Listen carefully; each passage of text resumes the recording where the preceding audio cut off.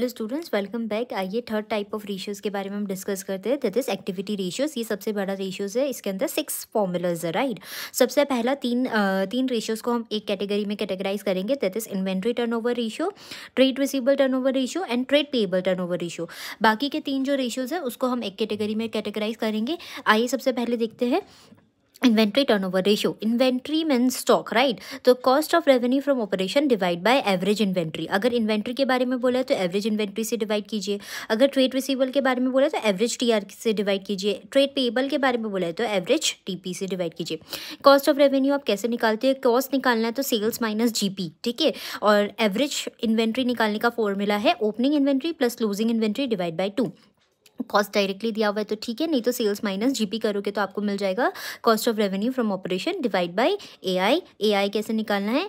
Closing plus opening divide by 2। Similarly trade receivable turnover ratio. Receivable मतलब जिससे आपको पैसा लेना होता है, तो आप पैसा किससे लेते हो? जिसको आपने क्रेडिट पे सेल्स किया, राइट। तो नेट क्रेडिट सेल्स, अगर नेट बोला है कहीं पे भी व्हाट, तो मतलब सेल्स माइनस सेल्स रिटर्न करना। अगर क्वेश्चन में सेल्स रिटर्न दिया हुआ है आपको तब, राइट।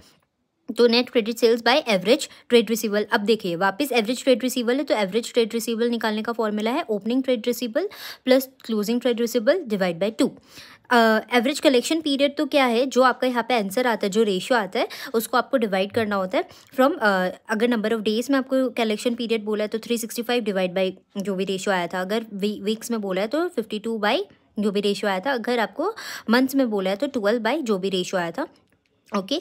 तो एवरेज कलेक्शन पीरियड तो सबके लिए सेम है।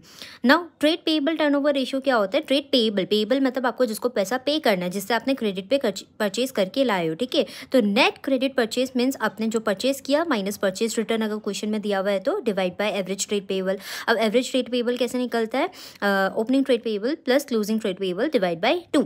तो ये तीनों का एकदम सिमिलर फॉर्मेट है, सब में नीचे हम लोग average of the same thing of the ratio से डिवाइड कर रहे हैं, राइट।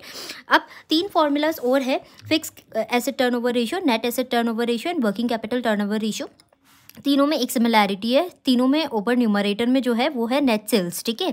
तीनों में ऊपर नेट सेल्स है, डिवाइड बाय नीचे जो भी फॉर्मूला है। अगर फिक्स एसेट है तो divide by fix asset, net asset है तो divide by net asset, working capital है तो divide by working capital. Working capital हम कैसे निकालते हैं? Current asset minus current liability. Very easy. Fix asset turnover ratio है तो net sales by fix asset, net asset turnover ratio है तो net sales by net asset. Net asset को कभी कभी कैपिटल एम्प्लॉयड भी लिखते हैं, तो आप क्वेश्चन में ध्यान देना, अगर डायरेक्टली नहीं दिया है तो आप थोड़ा सा दिमाग यूज़ करना, वहाँ पे सीई लिखा हुआ होगा कैपिटल एम्प्लॉयड, वो यूज़ कर लेना। And working capital turnover ratio है तो net sales by working capital. तो ये तीन सेम तरीके का फॉर्मूला है एंड बाकी तीन